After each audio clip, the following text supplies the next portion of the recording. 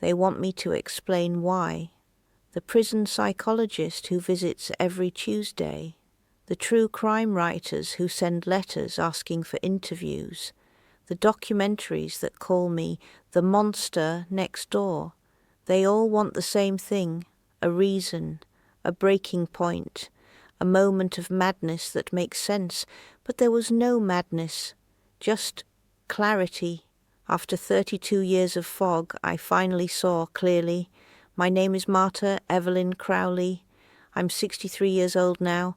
The media called me different things. The silent killer, the perfect neighbor, the woman who fooled everyone. The state of Pennsylvania convicted me of first-degree murder, evidence tampering, obstruction of justice, and aggravated breach of trust, life without possibility of parole. They said I showed calculated depravity and chilling manipulation. They're not wrong. I need you to understand something from the beginning. I'm not insane.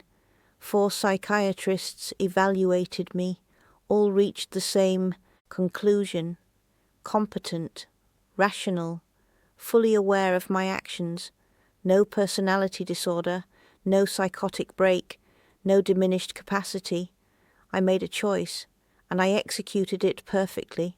Almost. Let me start where it actually began. Not in that house in Pennsylvania, but in a small apartment in Philadelphia in 1989, when I met Richard. I was 28, working as a seamstress in a bridal shop. I wasn't beautiful, but I wasn't ugly, just plain, forgettable, the kind of woman people's eyes slide past. Richard was 35, accountant, stable job, clean-cut, polite. He came into the shop with his sister who was getting married, asked if we did alterations on men's suits. I said yes. He came back 3 times for fittings that probably didn't need 3 visits. Asked me to dinner on the 3rd one. I said yes to that too. We dated for 8 months. He was attentive, thoughtful. Remembered small things I mentioned. Brought me flowers, not roses, but the daisies I'd said I preferred once in passing. He proposed in a restaurant. Nothing fancy, just the 2 of us. A simple ring. He said he wanted someone steady, someone reliable, someone who understood the value of a quiet life. I thought that sounded perfect. We married in 1990, small ceremony, his family, a few of my co-workers, no bridesmaids, no fuss. We moved to the house in Pennsylvania, small town, residential, the kind of place where neighbors wave but don't intrude, where nothing ever happens. The first year was fine. Richard worked. I kept the house. We had dinner together every night at 6:30, watched television, went to bed at 10, routine, structure, peace. Or so I thought. The changes started small, so small I didn't notice them accumulating. He began commenting on my cooking, not criticizing exactly, just suggesting improvements. This would be better with less salt. My mother made it differently. Are you sure you followed the recipe? Then my appearance. Are you wearing that? Maybe you should try a different hairstyle. You've put on a little weight, haven't you? Then my capabilities. Let me handle the bills. Math was never your strong suit. Don't answer the phone, you always sound confused. Maybe it's better if I do the shopping. You forget things. Within 3 years, he controlled everything. The money, the car, the phone, the mail. I had an allowance, $20 a week for personal items. I had to ask permission to go anywhere beyond the yard. I had to account for every minute he wasn't home. But he never hit me, never raised his hand, never left a mark anyone could see. He just made me smaller, every day, a little smaller, a little quieter, a little less. By year 5, I barely recognized myself. I'd been a woman with a job, with friends, with opinions. Now I was, what, a housekeeper who happened to live there? A decoration he occasionally acknowledged? He called me dear, in public. Never my name, just dear, or the wife. In private he called me nothing, spoke to me in third person even when I was in the room. She forgot to buy milk again. She can't do anything right. I stopped trying to defend myself. What was the point? I stopped trying to leave. Where would I go? I had no money, no job, no family. My parents were dead. My old friends had stopped calling years ago after I'd cancelled plans too many times. I was trapped, not by locks or chains, but by erosion, the slow wearing away of everything that made me a person. People ask why I didn't leave, why I didn't call the police, why I didn't tell someone. Tell them what? That my husband was mean, that he hurt my feelings, that he made me feel small. That's not illegal. That's just marriage. At least that's what I thought. The only contact I had with the outside world was Helen Morris, my next-door neighbour. She was 72, widow, kind, lonely. We had coffee together twice a week, Tuesday and Thursday mornings, in her kitchen. Always her kitchen. Richard didn't like people in our house. We talked about nothing important. The weather, her garden, a recipe she'd tried, a show she'd watched. She never asked about Richard. I never offered, but she trusted me, completely. The way you trust someone who's been your neighbour for 20 years without incident. That trust mattered. Later, by 2021, I'd been married 31 years. I was 61. I looked 70, worn down, grey, invisible. I'd stopped hoping things would change, stopped imagining a different life. I just existed, day after day, the same routine, the same small humiliations, the same slow suffocation, until November 12th, 2021. A Friday, Richard came home from work at 5:45. 15 minutes later than usual. I had dinner ready, pot roast, potatoes, green beans, his favourite. He sat down, looked at his plate, said, "You overcooked it again." I said nothing. I'd learned silence was safer. He cut a piece, chewed, made a face, said, "This is inedible." He stood up, picked up the plate, dumped the entire meal in the trash. Then he turned to me and said, 31 years, and you still can't cook a simple roast. I don't know why I bother keeping you around." Something in those words was different. Not harsher, not crueler. Just final. Like he'd finally said aloud what we both knew, that I was disposable, unnecessary, a burden he tolerated out of inertia. I watched him walk to the living room, sit in his chair, turn on the television. I stood in the kitchen, looking at the trash, at 31 years of meals I'd cooked, of efforts that were never enough. And I thought, I can't do this anymore. Not anger, not rage, just exhaustion, complete, bottomless exhaustion. I walked to the garage. Richard barely glanced up. I found what I needed, came back inside. And I ended it. I won't describe the details, not out of shame, but because they don't matter. The how is less important than the why. And the why was simple. I wanted silence, real silence, not the kind where you hold your breath waiting for the next criticism, but permanent silence. It took less than 5 minutes. Then I stood there, in our living room, looking at what I'd done, and I felt nothing, no horror, no regret, no panic, just calm. I needed to think, I needed time. I cleaned, methodically, carefully. I'd been cleaning that house for 30 years. I knew every corner, every surface. But I had a problem, a logistical problem. I needed several days without anyone looking for Richard. without anyone coming to the house, without anyone asking questions. Richard's work wouldn't expect him until Monday, but someone might call, someone might stop by. I needed an excuse, a reason to keep people away. That's where Helen came in. Saturday morning I went to her house. 9 a.m, our usual coffee time. I was nervous, genuinely nervous. That wasn't an act. I told her I needed to ask her something embarrassing, something I couldn't tell anyone else. She leaned in, concerned, kind. I said that Richard had been sick, something intestinal, very undignified. He was humiliated, didn't want anyone to know. Would she mind terribly if we skipped our coffee visits for a few days? And if anyone asked about us, could she just say we were fine but keeping to ourselves? She understood immediately, even looked embarrassed herself. Said, of course. Said she'd make sure no one bothered us. Perfect. That bought me time.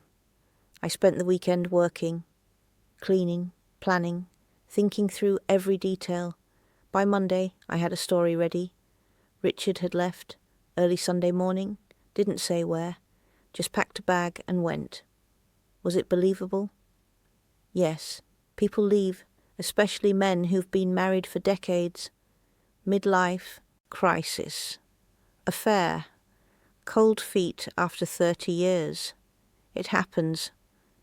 I called his work Monday morning, said Richard wouldn't be in. Family emergency. He'd call them himself when he could. Days passed, no one questioned it. Helen kept her promise, told other neighbours we were dealing with a private matter. I maintained the house, kept the routine, went about my days as if nothing had changed. Except everything had changed. For the first time in 31 years I could breathe. I didn't have to ask permission to make coffee, to watch what I wanted on television, to exist in my own space. The house was quiet, truly quiet, and it was mine. I should have felt guilty. I should have been terrified of getting caught. But I wasn't. I felt free. 2 weeks passed, then 3. Richard's work started calling. I told them he still hadn't returned, that I didn't know where he'd gone. They asked if I'd filed a missing persons report. I said not yet, that I was giving him space, that he'd done this before, a lie, but they had no way to know that. By week 4, they insisted, said they were concerned, that they might contact the police themselves. So I went to the police station, filed a report, played the confused, worried wife. The officer was kind, sympathetic, asked basic questions. When did I last see him? What was his state of mind? Did we have a fight? No fight, I said. He just left. They said they'd look into it. Asked if I'd heard from him. I said no. They said to call if I did. I went home. Continued my routine.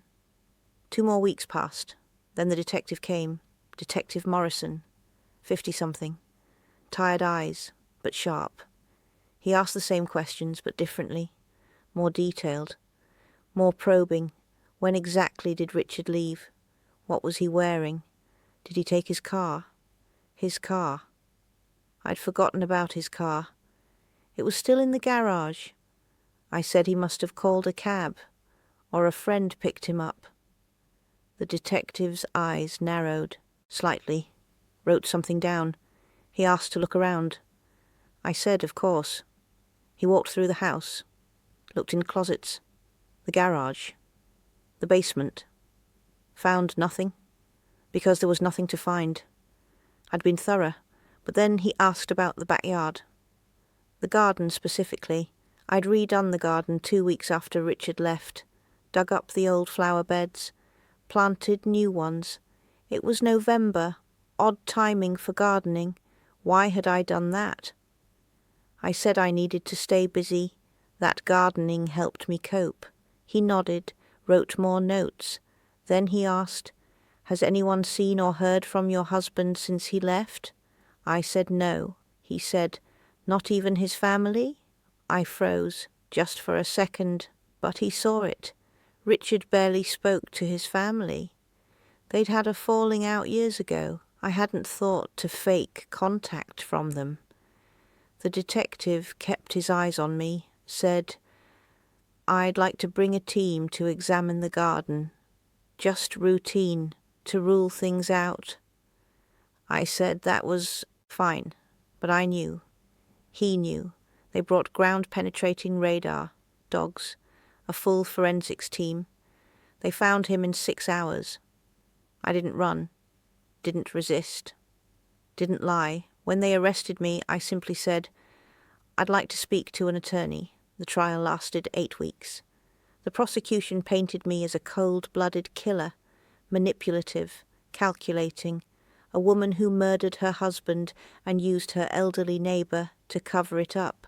My attorney tried to argue abuse, tried to bring in experts on coercive control, on psychological abuse, on battered woman syndrome, but I hadn't documented anything. No police reports, no hospital visits, no confiding in friends, just 31 years of private degradation that left no evidence. The jury heard that I'd meticulously cleaned the crime scene, that I'd manipulated Helen, that I'd lied to police for weeks, that I'd shown no remorse. They convicted me on all counts.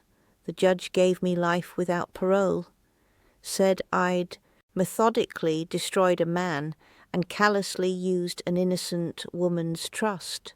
He wasn't wrong, Helen testified. She cried on the stand, said she felt violated, used, that she'd trusted me and I'd turned her into an unwitting accomplice. I'm sorry for that, genuinely. Helen didn't deserve to be involved, but I'm not sorry for the rest. Here's what I learned in prison. I'm good at routine, at structure, at following rules. The other inmates call me the polite lady. I don't cause trouble. I don't complain. I do my assigned work. I speak when spoken to. The guards barely notice me. I'm not a threat, not a problem, just another body in a cell. The psychologist says I compartmentalize guilt and display emotional detachment. Maybe that's true. I think about Richard. Every day I remember his face, his voice, the way he made me feel. And I feel relief. Not joy, not satisfaction, just relief. Relief that I never have to hear him say I'm worthless again, that I never have to ask permission to exist. People ask if I regret it, if I'd do it differently. I regret involving Helen. I regret that detail about the car that gave me away. But do I regret ending Richard? No. 31 years is long enough to be erased. I gave him 3 decades. I gave him everything. And he took it all and said it wasn't enough. So I took something from him. Something permanent. The hardest part of prison isn't the confinement. I was confined for 31 years in that house. It's the noise, the chaos, the lack of control over your environment.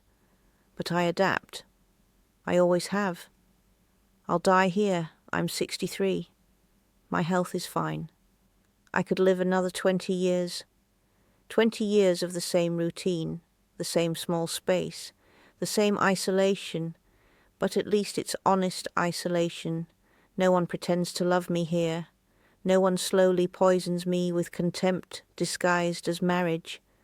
The lights will go out soon, 10 p.m., like clockwork. I'll lie on my bunk, think about the quiet house, the garden, the silence after, every night, the same.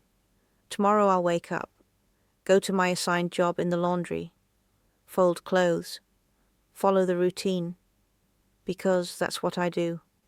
I follow routines, even when the routine is counting down the days in a cell. But here's the difference. This routine is mine, chosen, owned, not imposed by a man who saw me as less than human. They call me a murderer. I call myself free. The semantics don't matter anymore. I'm here. I'll stay here. And for the first time in 31 years, I can breathe. That's enough.